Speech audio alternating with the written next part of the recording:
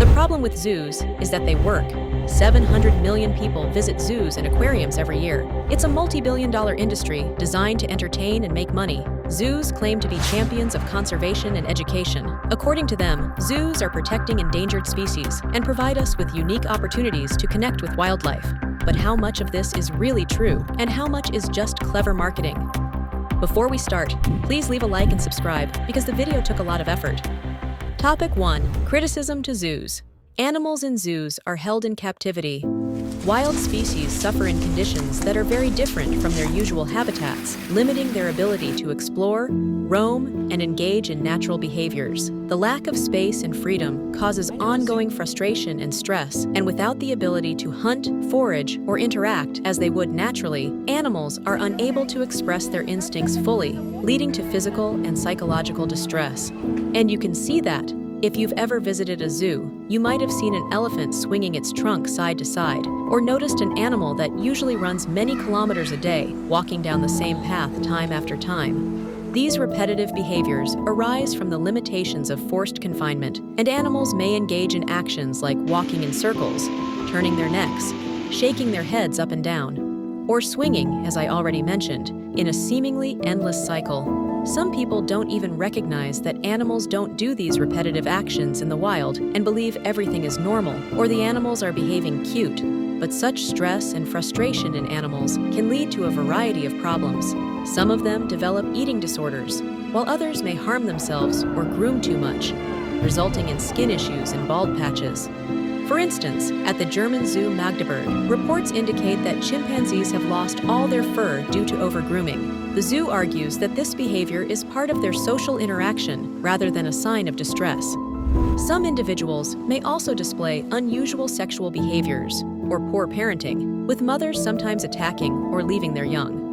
These actions highlight the serious effects of captivity on animals, changing their natural behaviors and leading to troubling outcomes that show their struggles to adapt to an artificial environment. And as if these issues weren't enough, zoo visitors can also be disruptive to the animals, impacting their well-being. Loud noises, camera flashes, and constant movement can create a stressful environment for the creatures in captivity. Some visitors may even try to get the animals' attention by tapping on the glass or making exaggerated gestures. Just look at videos I found online. How can anyone be this disrespectful? Topic 2. The good side of zoos? If you ask people who believe zoos are great and important, they often argue for them based on the 4 foundational pillars of zoos: conservation, education, research, and recreation or entertainment. Let's take a closer look at each of these pillars. Conservation. There are 2 ways zoos contribute to conservation. Firstly, they care for endangered animals, keeping the species alive to prevent them from going extinct in the wild. However, just a small percentage of animals kept in zoos are actually endangered species. According to the Global World Animal Protection Organization, a study of 13 of the most progressive zoos showed that these institutions kept only 3.5% of the animal species listed as at risk on the IUCN Red List. In comparison, 25% of the species housed in these zoos are considered threatened, while nearly 62% are classified as least concern. Alright, but if zoos release animals of a species that is threatened with extinction through breeding programs, it truly helps, even if they are only able to save a few individuals. And that is true. It is amazing that some zoos have been able to prevent certain species from going extinct or simply improved their populations in the wild. But we don't need to lock animals in cages and show them to people to achieve those outcomes. Let me clear this up. In zoos, thousands of animals are locked in captivity, but only a fraction of them are endangered and in need of protection. Zoos spend enormous amounts on building enclosures for various species, marketing, and other expenses. Wouldn't it be better to direct those funds to real sanctuaries or dedicated conservation programs that truly focus on protecting wildlife in their natural habitats? To name an example, a warm house for monkeys is currently under construction at Germany's Krefeld Zoo, replacing the one tragically destroyed in a devastating fire on New Year's Eve 2019. where over 30 animals burned alive. The new building is designed to provide specialized enclosures for chimpanzees, young male gorillas, and an endangered Mangabe species. It's called Artenschutzzentrum, which translates to Species Conservation Center. The costs of this phase are estimated at 11.5 million euros. And now, once again, my question, wouldn't it be more effective if the zoo invested the entire 11.5 million euros, or around $12.4 million, directly into protecting endangered mangabes in their natural habitat or funding rehabilitation programs, rather than building another enclosure to save a few individuals? And that's why zoos themselves donate money to projects. According to the German website of the Cologne Zoo, zoos worldwide donate around $350 million to species conservation programs, a number that sounds significant at first. However, when we consider that ADDA-accredited zoos and aquariums in the United States alone generate over $22.5 billion in economic impact per year, that $350 million, or $0.35 billion, suddenly seems far less impressive in comparison. Let's quickly go through the other pillars of zoos. Education. Zoos often advertise themselves as educational institutions that raise awareness about wildlife and conservation. They aim to teach visitors, especially children, about animal species, their natural habitats, and the threats they face. They try to achieve that through displays, interactive exhibits, and information boards. But I would question if these methods truly educate. For instance, almost all zoos modify flamingos by a process called pinioning, which involves permanently clipping part of their wing structure to keep them grounded. This means that flamingos in zoos cannot fly. When visitors see flamingos calmly standing in open enclosures without realizing that they've been prevented from flying, they get a false impression of how these birds naturally behave.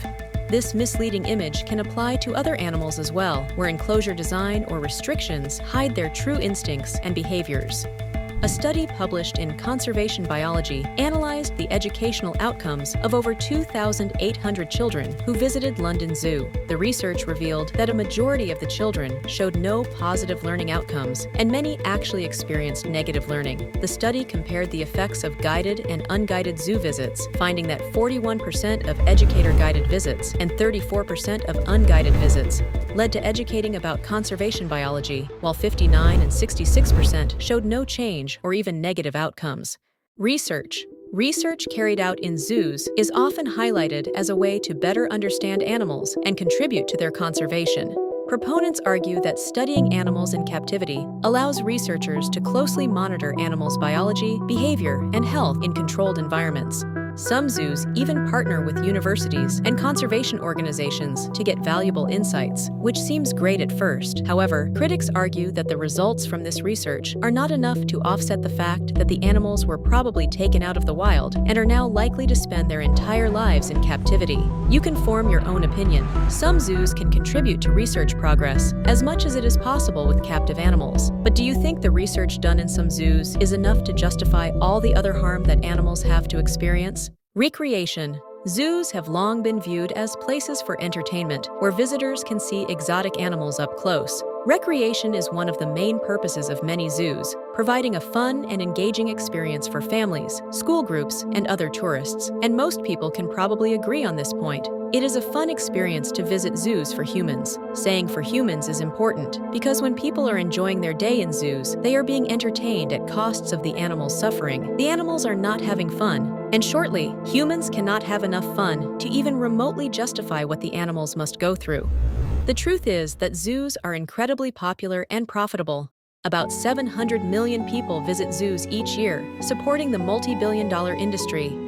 Animals in zoos endure captivity, facing unnatural conditions that restrict their movement, exploration, and natural behaviors. This confinement often leads to frustration, stress, and repetitive behaviors, actions that don't take place in the wild. And annoying visitors add to the stress of zoo captivity. Zoos promote themselves as champions of conservation, but really aren't. Money spent on zoos could likely be used more effectively by protecting species in their natural habitats or funding rehabilitation programs instead of building new enclosures and exhibits to attract more visitors. Even the claim that zoos educate isn't entirely accurate, as the most people leaving zoos learned nothing or even gained negative impressions about wildlife. So let's be real. Do we really need zoos in the 21st century, where we have virtual reality, live streaming, documentaries, and more innovative methods that allow us to experience wildlife without locking animals in cages? I don't think so. Lastly, to improve the message of the video title, zoos are great in confining animals while still convincing people to think that zoos are ethical. Do not visit zoos.